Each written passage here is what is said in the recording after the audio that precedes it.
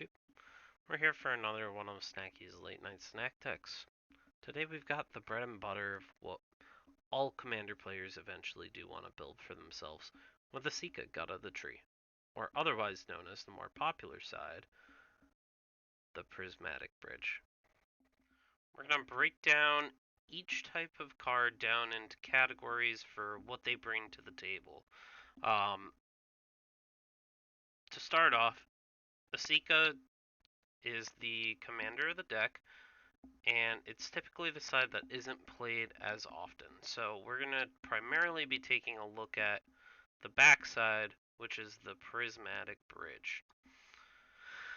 Now, the Prismatic Bridge reads, at the beginning of your upkeep, you reveal cards from the top of your library until you reveal a creature, planeswalker card, and then you'll put that card onto the battlefield and the rest on the bottom of your library in a random order. So our goal of the deck is to flip as many big flips as we possibly can with big creatures, good planeswalkers, and we really want to generate the most card advantage that we can. The cards that are really going to allow us to stay ahead of our opponents are going to be the following. We've got Chandra Flamecaller,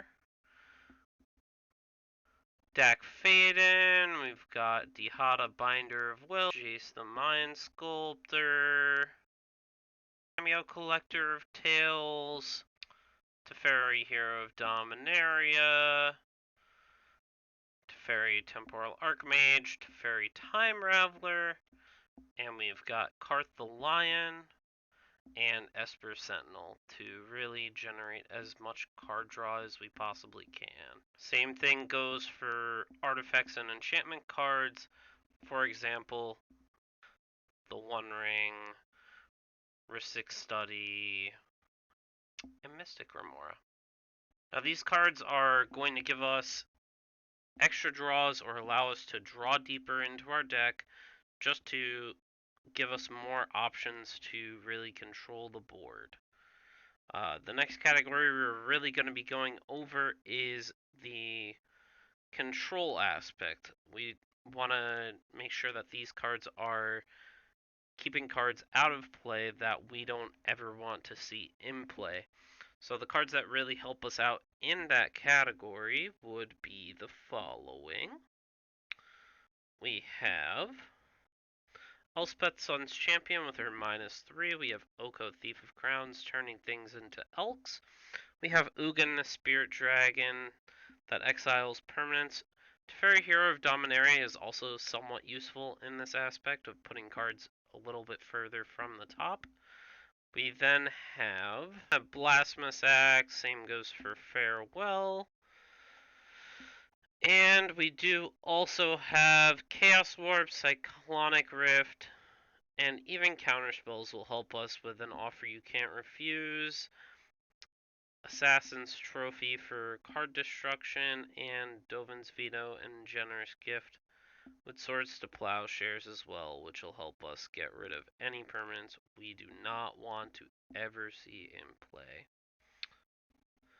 Now, these control pieces really work best with our combo pieces to end the game. So the first main combo line that exists within the deck, which is a combo that a lot of people tend to know, is going to be Teferi Temporal Archmage with his -1 to untap 4 permanents and the Chain Veil. That typically combined with something that will continue to create some form of value for ourselves, or even getting into creatures that will tap for more mana. For example, a Fabro Elder or even a Bloom Tender will allow us to consistently go infinite and create as much mana as we need. However, just with infinite mana, it doesn't allow us to win the game on the spot.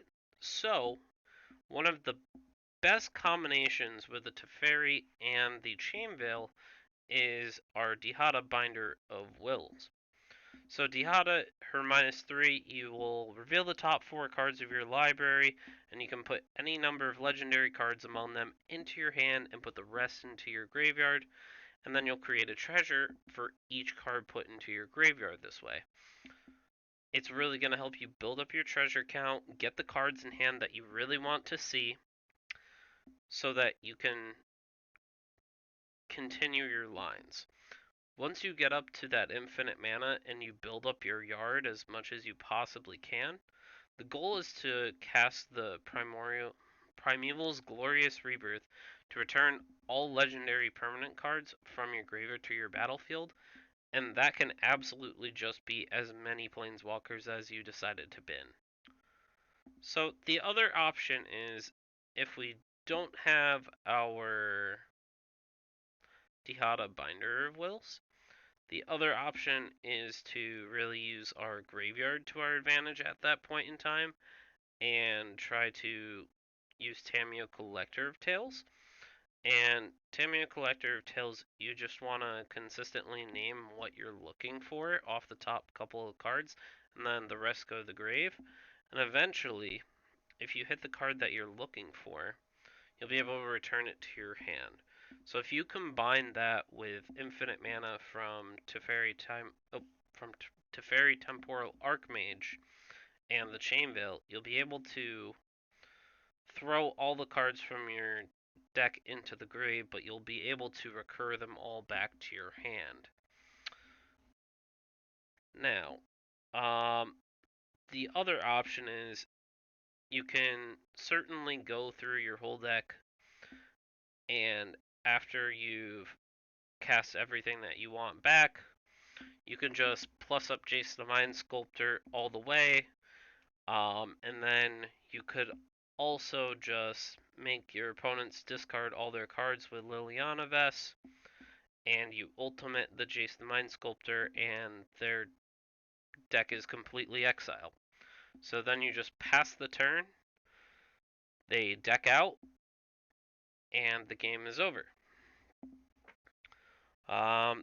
Another possible combo line would just be the combat line, which you could just go for as many Elspeth Sun's Champion ultimates as possible, so you can have as many emblems as you like to give your creatures +2/+2 and flying. The only issue is your creatures won't have haste, so how do you get your creatures to have haste? Well, we have Dihada for that. Dihada is gonna gain control of all non-land permanents until the end of the turn and untap them and give them haste. So if you have infinite mana and you've generated 100 emblems with Elspeth, we'll say, your goal from there is to then get Dihada all the way up, ult Dihada, just so you give your tokens haste and that they're able to attack. So if the infinite mana combo mixed with getting every card in your deck into your hand isn't really your type of line that you would prefer to go for, take this line for a spin and see how you like it. There's Ajani, Mentor of Heroes. Now, his ultimate is you gain 100 life. You can just gain as much life as you want, whether that be 600, 800, a million, 10 million. That's up to you. You can just stop whenever you want. However, if your opponents don't have any cards to really answer your Planeswalker spree here, the infinite life is most likely irrelevant. So, to really help you land your combo lines and make sure that you're going to hit them every single game, you have to have a bunch of mana fixers in the deck that will allow you to really get that color fixing that you need out so that you can get the Prismatic Bridge out every single game, hopefully as early as turn 3, if not by turn 4. Now, the cards that really help you do that is with your Garruk Wildspeaker. Same goes for your Renin Realmbreaker, allowing your lands to tap for as 1 mana of any color. Your Birds of Paradise, your Bloom Tender, your Delighted Halfling, your Dockside Extortionist, You've got your Fabro Elder as well, your Ignoble Hierarch, you've got Gigantha as well, you got Lotho Corrupt Sheriff, Noble Hierarch. We also have our Farseek, our Kadama's Reach. We have all of our artifact fixing with our Arcane Signet, Chromatic Lantern, our Felwar Stone, Mox Amber. So the final pieces that really allow us to keep the consistency of the deck and get to our combo lines is really our tutors and our proliferation. And I keep this in the efficiency and tutors line. So the cards that really allow us to get to that would be our Liliana Vess, which will allow us just to tutor any card to the top. We have our Deep Glow Skate, which will double the counters, which is essentially the same thing as proliferating. We have our Flux Channeler, allowing us to proliferate every time we cast a non-creature spell. So our Planeswalker spells, instant sorceries, artifacts, and enchantments will allow us to get more counters on everything. We have Rolisk, Apex Hybrid. We have Vorinclex, Monstrous Raider as well. We have Unnatural Restoration, which will return a permanent from our graveyard to our hand, and then will proliferate. We also have our Radstorm, and we have our Oaths. Our Oath will allow us our Planeswalkers to cost less, enter with extra loyalties. Look at the top few cards, make sure we can get one, or activate loyalties multiple times in a turn cycle.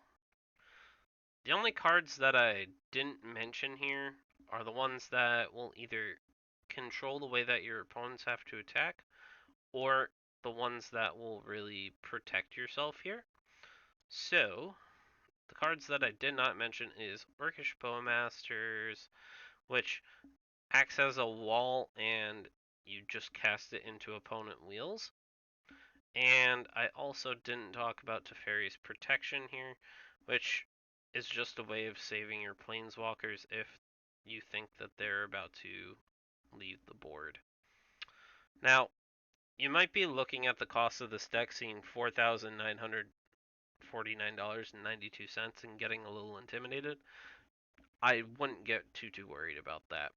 I optimized the land basis to all forms of mana. There's no fetches in this list, so you could always just switch out the dual lands that are very expensive, like for example the Badlands, the Bayou. Let's see, what else do we got here? We've got a Plateau, a Savannah Scrubland. Yeah, I would just swap out all of the dual lands for cards that cost a lot less. However, cards that are really going to help you in the long run in the land basis is going to be the World Tree.